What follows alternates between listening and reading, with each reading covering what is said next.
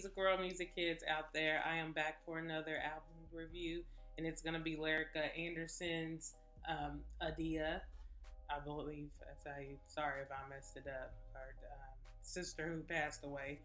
Uh, this album is dedicated to her, and so just to before I get into her music and stuff, I would like to say that first of all, I knew I was going to be disappointed because she's wrote songs like if you've been watching Love and Hip Hop, you know that she's written for Beyonce and Chris Brown, other artists. Some of the singles that you hear that are top on the billboards is because of her, because she's written for those artists.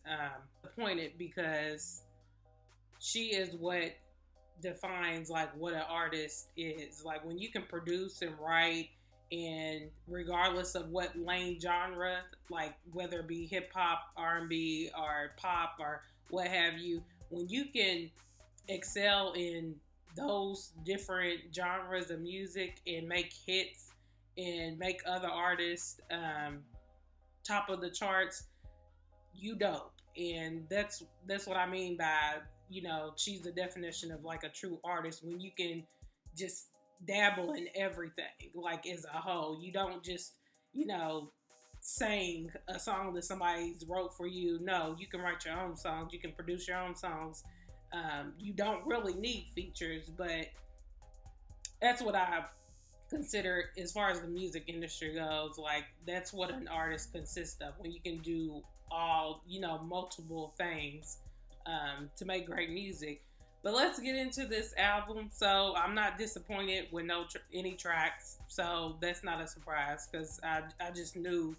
I mean, when you can write hit songs for like the top artists out in the music industry today, when you can make top hits for them, and that don't always work for a lot of artists who write and produce music for other people. It doesn't always work when they do their own projects. It's more of kind of like, okay, it's okay, but you should just write for other people or whatever. But with her, it works. Like she can write and produce for other people, but her stuff is also dope. And a lot of people, including myself, didn't realize, this is not her first rodeo with putting out an EP or an album. So she has features from Ty Dolla Sign and Chris Brown. Chris Brown, if knew of her music before Love and Hip Hop, you know that she did a Fade to Sade song with him featured on there. But he's featured on her song All Me, which is one of my top songs. These are my top songs that I like. Of course, what is it? I play. Yeah, Don't Take It Personal, of course. That's like it was her single, but I play that out like crazy. That's one of my top. The Dollar Bills featuring Ty Dolla, of course. All Me featuring Chris Brown. And Company and Somebody, Unhealthy, and Who Is She. Those are like my top right now songs. And I just want to dabble in a few of them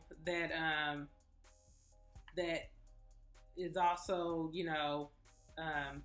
just dabble in her songs, basically. A few other tracks that caught my attention. Like she has the Macaulay Culkin, however you say his name, from Home Alone. She kind of played on that song, Home Alone, the movie. She kind of did, played with the lyrics there from that movie to describe, being alone when her loved one is not around and basically missing them. And then she has Who Is She, Unhealthy, Smart Water. We all know what she's talking about with that song, but I like Smart Water. It's kind of more like a trap music song, like a turn up song. So it's not, her whole album is not just centered around, heartbreak and going back and forth in and out of a relationship with someone, and it's not all about that. She has that a few turn up songs like that one, and there's another one too, like Dollar Bills, yeah, with Ty Dollar. That's another one. Company, where she's basically saying she's in a relationship, and uh, the guy might be come off as stubborn or egotistic, and she's basically saying like, look, there ain't no room for both of us in your ego. I'm gonna need you to let your guard down and open up, so we can move forward into making a stronger relationship. So that's based off of Company, one of the songs on her album. And let's see, Dangerous, I love that as well. Um, there's another song that I'm missing on here.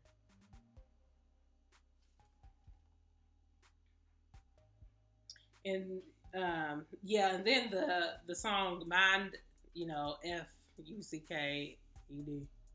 that song, I think that's more of like a rebel, this sassy, like take control type of track. I like that one as well. Um, let's see, yeah. So those are my top songs, and I kind of dabbled into what I figured she was talking about. I'm just listening to this. Y'all know, usually, if you've been watching my videos, whether it be two of y'all, I don't care. But I like to take time to listen to music, but I've been having time to listen to music, not as much as I want to, because I usually, before I do an album review, it'll be like a week or so before I even put out an album review about certain artists. Because I just like to let the songs marinate. So everything that I'm saying right now, and all the top songs I just said that were my top favorite, they might change from a week from now, because when you take time to listen to albums and listen to music a little bit longer, instead of doing a review right when it's released and you only heard it like a few times within a day, it's different from listening to it for like a week or a couple weeks, and then reviewing and being like, okay, I got more of a perspective of what they was talking about on this song. So everything that I'm saying now might change. Every top song I have right now is gonna change. I know it is, because I'm gonna have time to let the music marinate a little bit more.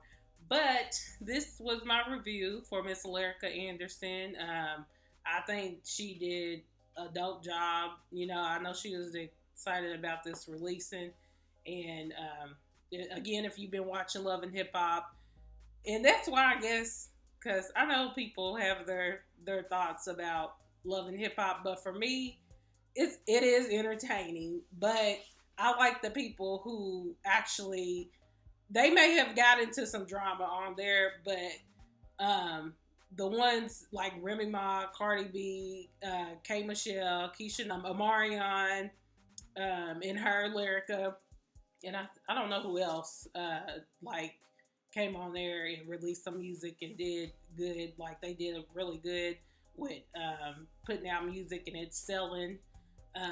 But I guess that's why I tune in here and there, because I like how when you reel about your music, like they use the platform for what it's for, like Love and Hip Hop. Like, they'll put their relationships on front street, but you also get to see them in the studio and playing music, playing a single that they might release, and then when the show's over, they release their music and it does well. Like, they're not. This is not playtime for them. Like, they're really trying to use the platform for what it's for. Like, why be on, if you claim you an artist, a real artist, why, and you have this huge platform where millions of viewers tune in, why not take advantage of that? So shout out to Lyrica. Like, this whole album is dope. You can tell that she took her time, like, putting this together.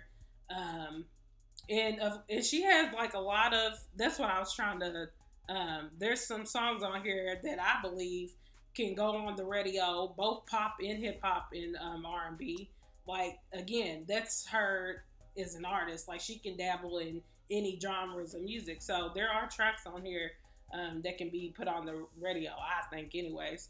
But that's my review for today. Again, I usually listen to albums a little like longer than just in a day and then release a review. I don't normally do it with my music. I like to let it marinate so I can get the hang of, you know, where they're going, what's their storyline with from beginning to end. But it is what it is. I appreciate y'all for tuning in, and comment below what your favorites are for now, and what you like about the album, or comment whatever you want to comment, as long as it's respectful. Okay. But let's love a little bit more out there and less hate. I appreciate y'all for watching. Peace.